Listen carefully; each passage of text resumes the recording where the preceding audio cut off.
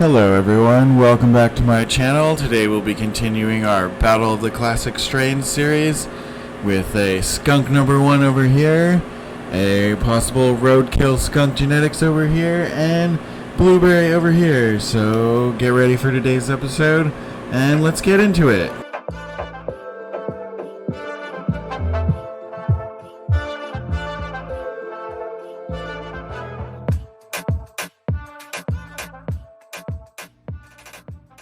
Alright, well, welcome back. If you haven't seen the last video, I'll try to catch you up really quick here. So basically we've got 3 strains here, as I said before, and we're growing them indoors here as well as outdoors, as well as these which are topped and trained females, and then the males which are untopped and untrained, so that we can get a nice good comparison between everything here. So let's go ahead and continue, talk about what's in here, why I chose what I chose, and then we'll continue the video showing you how we got here and what's going on so far. So we are currently here at day 2 of week 2 of flower. So this is 9 days from being flipped to flower. We're growing synganically with Fox Farm soil and Mills liquid nutrients. Over here on the left, this larger plant, this is AgSeed's Skunk number 1, which is coming from Todd McCormick, and he claims that this is S1 seeds from Skunkman Sam's original Skunk number 1. Then over here in the right hand corner we have BlueSkiesVienna's Terp Ticket. So he describes it as a diverse pack containing originating from 60 different mothers, ranging from skunk and haze in the 1960s. And if you know anything about Blue Skies, you probably already knew that because he talks about that quite a bit. Alright, and then finally down here in the bottom front is DJ Short's Blueberry, which is an S1 from his, I believe it's 1982 plant, which is pretty famous in its own right. So let's go ahead and talk about a little bit about each of these plants individually, my experience so far, and why I went ahead and chose what I chose here.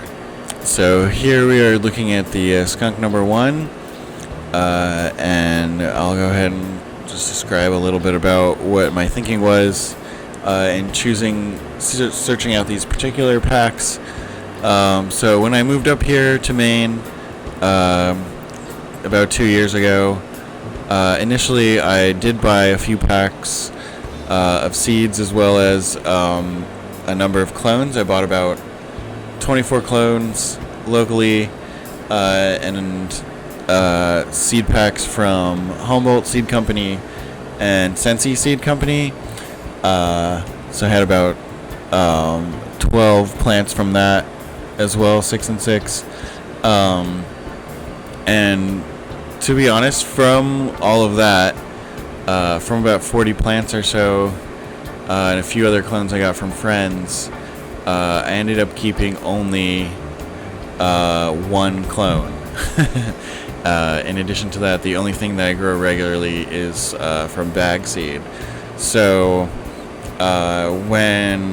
after about 2 years of growing from clone from those, just that very limited pool of genetics, I was beginning to get a little bit bored, but it is hard to know what to do and where to find things from, and who to go to. So I asked around a little bit, and a friend of mine turned me on to, in particular, Blue Skies. So we'll move over here, I guess, to his Terp Town, to Blue Skies podcast. And so I started listening to him. He's interesting. I have my own personal opinions, I guess, but I was very curious, so I asked my friend a little bit about him, and I know that he grows commercially. I know that he has grown Blue Skies stuff before, and he said basically, yeah, he definitely has old school genetics, but you know, despite what everyone wants to believe, the reason you don't see old school genetics is because this stuff doesn't grow weight. You know, he said everyone wants to make it out to be a big deal, but really just the reality is, back in the day, they just hadn't gotten to the point where plants grow the way that we grow them now. So that was his take. So I was very curious, and so I just decided to, and since he has such a constant, I guess, rivalry, we'll say, with Todd McCormick, I figured it would be a good idea to run these side by side here. So I guess we'll, and so then the blueberry I included, you know, it was like a control, so we could get some kind of comparison in here directly to it, because that just seemed like a good idea to do. You know, and we know DJ Short has been documented quite a bit, as well as Todd McCormick. So we know these are like what they're supposed to be, or at least consistently something. So it seemed like a good way to try and compare these things. I don't think, you know, am I going to answer the question of are these skunk or whatever? I don't think anyone is. Honestly, I don't think it's an answerable question. I think a lot of that stuff has been incorporated into other things, and a lot of that stuff is gone, and a lot of it is probably just still around, and people just don't know. But anyway, moving on to what's in front of us instead of the abstract, let's talk directly about the experience of buying and growing these three strains so far.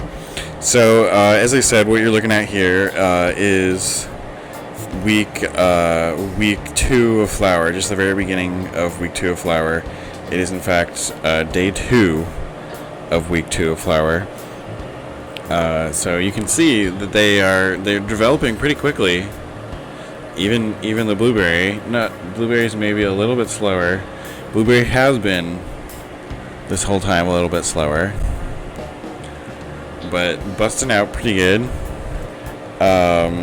So yeah, we'll start focusing on skunk first. So the skunk came with 10 seeds. I don't remember how much it was, but you can look up AgSeeds and see how much that was. So of 4 that I planted, 3 popped up. 2 appear to be female. This one definitely is. 1 is definitely male, and then I have 1 outside, which I'm pretty sure is female as well. Excuse me. So not the worst. Blueberry also had the same rate of germination, and also has ended up with 2 females and 1 male. The Terp Town, on the other hand, all 4 seeds popped, and only 1 was male. So yeah, moving on to Terp Town. Terp Town came in, I don't know how many seeds are in the package. I think it was like 120. So additionally, Terp Town came with this little baggie of free seeds, which I don't know if they're also Terp Town or just random ones. He didn't include anything. But he actually sent me 2 packages of Terp Town ticket for the price of 1. I don't really know exactly why. I messaged Blue Sky because when I bought the seeds, he was saying that he was running out of them. I didn't really have very much cash on hand at the time. So I was asking him like what he would do. I don't think he gave me a break But in the end, I guess maybe he remembered me messaging him. There was no explanation included or anything. But yeah, so he gave me 2 packs for the price of 1 plus a bag free. And there was quite a bit more. And then compare that to blueberry. Only 6 seeds came. Or, yeah, 6 seeds came in the package. So the bang for the buck on that in seed-wise, at least, seems to be heavily in the Terptown ticket corner. So yeah, so there's that. It's not that much of a big deal, I guess, unless maybe you're growing on scale. None of them were priced crazy, like some other stuff, or really most stuff is, it seems. Like $120, I think, was the most I spent. So yeah, pretty good. So let's get into the details of how differently these have grown from each other. So the skunk. So these plants I grew for just over 7 weeks from seed before flipping to flower. So for as much as we can, they have all been under the same environment, etc., which in some ways was somewhat detrimental because, for example, this skunk obviously has stretched out, and just the entire time it has grown more than the others. It has wanted much more water, much more nutrients, and sometimes it's hard when you're growing in a little tent like this. You kind of want to do everything the same, consciously or not. And so Terptown also does drink quite a bit of water, but not really that much more than any other plant. But blueberry was always slower than the other two. So in the end, and you can see it actually kind of is still struggling from overwatering. So there's a little bit of that. They definitely have some differences. The skunk has been the most demanding. Terptown has been the most forgiving, and blueberry has just kind of chugged along on its own. Like you can see, let's see if I can get down here good enough. I trained out the Terptown, and obviously, if you might have noticed, I trained out the skunk, but the blueberry I didn't even bother. I just left it to do its own structure. It's fine. It's doing really good. It's perfect, just with the topping. But I just wanted to leave it alone to get the canopy more even. And I'll probably try to pull down the skunk a little bit more here after this video. But yeah, so there's definitely a lot of difference in growth. The terp is definitely very vigorous. However, it's also like a real pain to trim. I guess what we can also do here is move over to the male tent and show you them unaltered, so you can get a little bit of an idea of their shape without having been topped or anything like that. So let's go ahead and do that real quick. Alright, so in here we have, in similar fashion, this one in the front actually is the terp. That big one in the back is the skunk. And then, let me, whoops, move this female plant out of the way. And then this is the blueberry. So, let's get back over here. So yeah, you can definitely see the slight differences, although, you know, the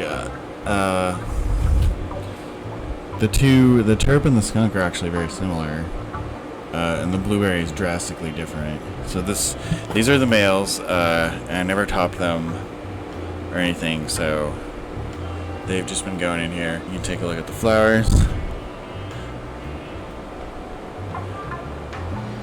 So yeah, they're very similar. And then the blueberry is quite different.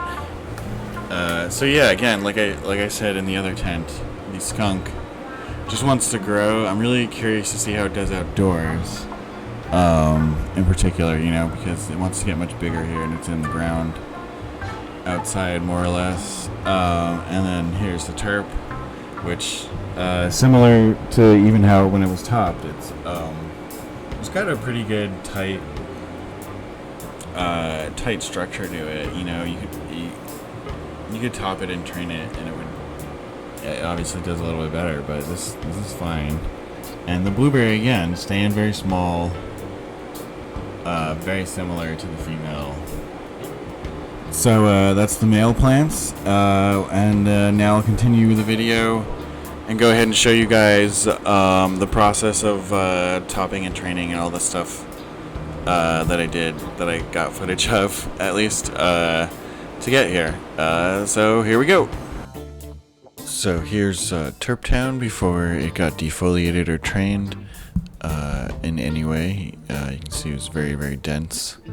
I was having quite a bit of trouble inside the plant. It was kind of killing itself in some ways.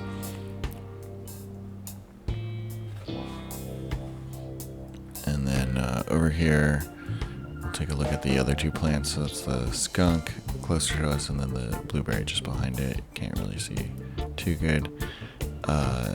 But then here's a closer look at how dense the Terp Town really was getting, and you can see how all the inner branches were just withering away. And then here's it just after I trimmed it and everything and trained it down. So this is just before, so I gave it like a day or two and then flipped a flower. So this is just before, this is a week ago, so you can kind of tell how much they've grown exactly. And then this is 24 hours after I had put them back in the tent after trimming them up. So you can get an idea how much they bounced back. And then these were the males before I defoliated at all, so you can see how wild they have been getting as well. Alright, so that's pretty much that.